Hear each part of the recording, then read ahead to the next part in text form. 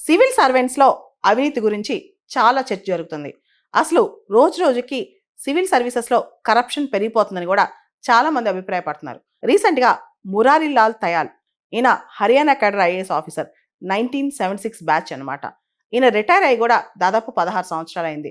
ఈయన 2005 నుంచి 2009 మధ్య ముఖ్యంగా అక్కడ సీఎంఓలో ప్రిన్సిపల్ సెక్రటరీగా పనిచేశారనమాట.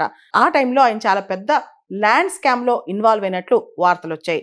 మనేజార్ ల్యాండ్ స్కామ్ అని చెప్పి ఇప్పుడు కూడా అది చాలా పెద్ద ల్యాండ్ స్కామ్ అని చెప్పొచ్చు. ఇది చాలా తెలివిగా ప్రజలతో గేమ్ ఆడతారనమాట. అమాయకుల ల్యాండ్‌ని గ్రాబ్ చేసేస్తారు.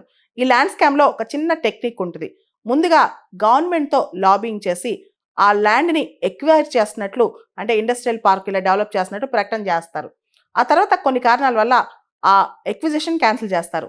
ఈ మధ్యలో అక్కడున్న ల్యాండ్ ఓనర్స్‌ని భయపెట్టి మీ ల్యాండ్ ఎటు ఎక్విజిషన్‌లో పోతుంది. మీ భూమిని మాకు ఇచ్చేయండి అని చెప్పి తక్కువ రేట్లు కొనుక్కుంటారు. ఇదంతా పెద్ద మాస్టర్ ప్లాన్ అన్నమాట. దీనిలో కొన్ని వేల కోట్లు చేతులు మారుతుంటాయి.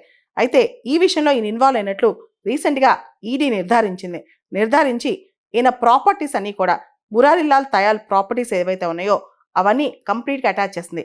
ఈయన బ్యాంక్ బ్యాలెన్సే 14 కోట్లు అది కూడా అటాచ్ చేసింది. జూనియర్ ఐఏఎస్ ఆఫీసర్ దగ్గర నుంచి సీనియర్ ఐఏఎస్ ఆఫీసర్ వరకు, రిటైర్డ్ ఐఏఎస్ ఆఫీసర్ వరకు చాలా మంది మీద ఇలాంటి అభియోగాలున్నాయి. రీసెంట్‌గా మనం చూస్తే ఒరిస్సా కేడర్ ఐఏఎస్ ఆఫీసర్ త్రిపురలో టాప్ ర్యాంకర్ ఈయన. త్రిపుర నుంచి వచ్చారు. దిమన్ చెక్మా అని చెప్పి. ఈయన ఒరిస్సాలో 10 లక్షలు లంచం తీసుకుంటూ దొరికిపోయారు. ఈయన ఇంట్లో రైడ్ చేస్తే 45 లక్షలు దొరికాయన్నమాట.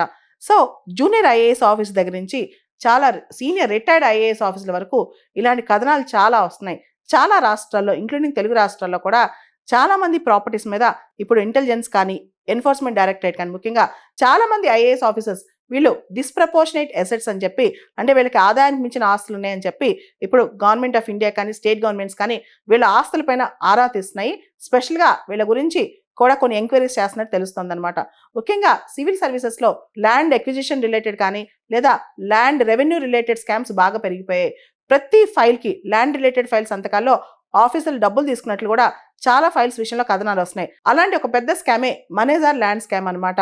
దీనికి సంబంధించి సివిల్ సర్వెంట్స్‌లో డైరెక్ట్‌గా క్యాష్ తీసుకోవడం ఒక ఎత్తు అయితే ల్యాండ్స్ వీటన్నిటిలో కూడా వాళ్ళు షేర్స్, స్టేక్స్ ఆశించడం ఇంకొక ఎత్తు అయిపోయిందనమాట. ముఖ్యంగా అన్నిటికన్నా పెద్దది వాళ్ళ ఇన్‌ఫ్లుయెన్స్ వాడటం, లాబింగ్ చేయటం. దీనికి సంబంధించి ఎన్ఫోర్స్మెంట్ డైరెక్టరేట్ ఉంది, సిబిఐ ఉంది, లోక్పాల్ ఉంది, లోకాయుక్తాస్ ఉన్నాయి. అన్నిటికన్నా మించి ప్రివెన్షన్ ఆఫ్ కరప్షన్ యాక్ట్ ఉంది అండ్ ట్రాన్స్పరెన్సీ పెంచడానికి ఆర్టీఐ యాక్ట్ ఉంది.